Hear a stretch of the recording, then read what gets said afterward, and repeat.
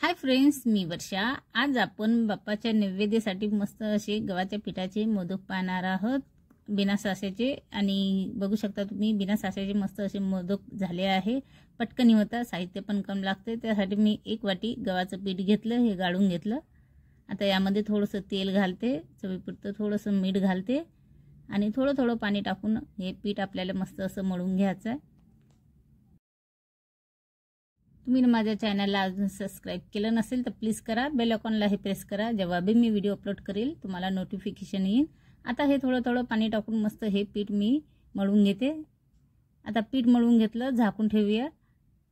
गॅसवरती कढई ठेवली, त्यामध्ये 1 चम्मच तूप घालते। आता हे तूप वितळलं की यामध्ये सुकं खोबरं घेतलं खिसून मी 1 वाटी, हे घालूया आणि मध्यम गॅसवरती मस्त हे असं खरपूस भाजून घेऊ। आता हे थोडा वेळ भाजून घेतलं। आता यामध्ये आपण 1 वाटी गूळ घालूया। 1 वाटी खोबऱ्याला 1 वाटीच गूळ घेतला, जास्त घेतलं की जे मिश्रण आहे एकदम वलसर होऊन जाते। आता कंटिन्यू आपण हे असं फिरवून घेऊ, गूळ थोडासा वितळू देऊ। गूळ मी बारीक कट करून घेतला पहिलेच चाकूने। आता यामध्ये थोडीशी वेलायची, काजू बदामचं कूट घेतलं 2 चम्मच, हे टाकते। तुम्ही यामध्ये थोडीशी खसखस पण घेऊ शकता। आता थोड्या वेळानंतर हे असं मिश्रण मस्त असं हे शिजाळून घेतलं। जे खोबरं आहे ते थोडंसं शिजाळून घ्यायचं। आता गॅस बंद करते आणि हे एका भांड्यामध्ये थंड व्हायसाठी ठेवते। आता आपण मोदक बनवूया। तर पीठ मळून घेतलं, 1 उंडा घेतला, थोडंसं पीठ लावते, जास्त पीठ नाही लावत, पळपाटला उंडा चिटकून जाते। आणि मस्त अशी पुरी लाटून घेऊया। खूप पटकन होत आहे मोदक, काहीच वेळ लागत नाही। आता ही पुरी लाटून घेतली। आता यामध्ये आपण सारण भरू।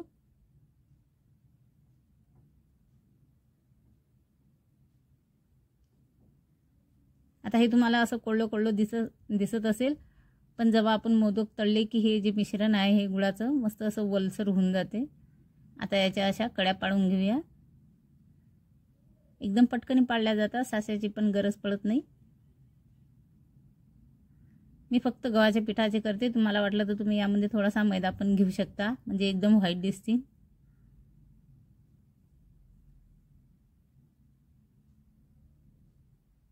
आता हे बघू शकता तुम्ही, कड्या पण एकदम पटकन पाडल्या जातात।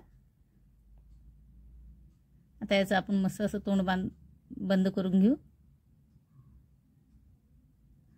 जे मिश्रण आहे सारण असं बोटाने असं दाबून घ्यायचं आणि गोल गोल करून छानी असं हे मोदकाचं तोंड असं बंद करून घेऊ।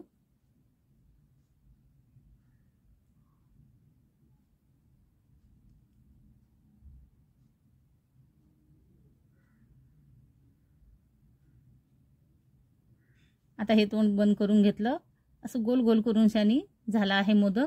आता असेच आपल्याला सर्व हे मोदक करून घ्यायचे। सर्व मोदक करून घेतले। आता हे सर्वातून शेवटचा मोदक आणि हा लहान मोदक आहे। आता याच्यामध्ये पण असं सारण टाकून याचं पण असंच तोंड बंद करून घेतलं।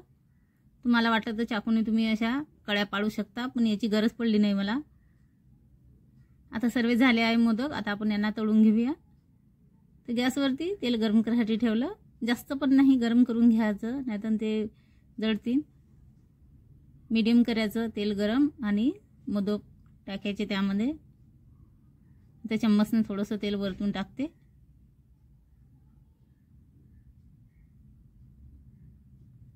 खायला पण हे अतिशय टेस्टी लागतात, घरामध्ये सर्वांना आवडतील। तर या गणपतीला तुम्ही नक्की हे मोदक बनवा बाप्पाच्या नैवेद्यासाठी।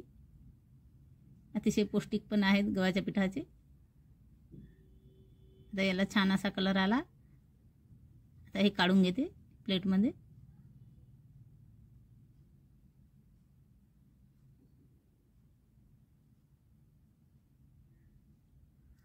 असे मस्त भरपूर सारण भरून शानी केले आहेत।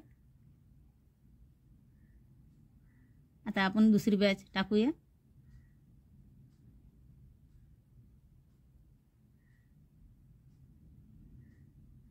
असे सर्व मोदक तळून घेते। आता ही दुसरी बॅच पण एका साईडनं होऊ देऊन पलटून घेतली.